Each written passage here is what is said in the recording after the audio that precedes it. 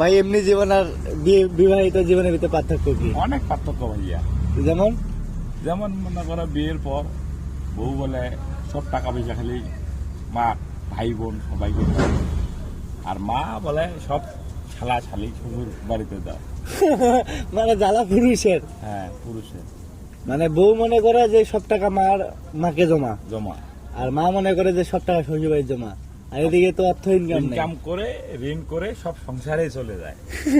দিন শেষে তোমার প্যান্ট কেনার টাকা থাকে না। বাবা জ্বালার থেকে যন্ত্রণা বেশি। তাহলে কি করতে হবে? বিয়ের শাদী আগে টাকা কিছু ক্যাশ করতে হবে।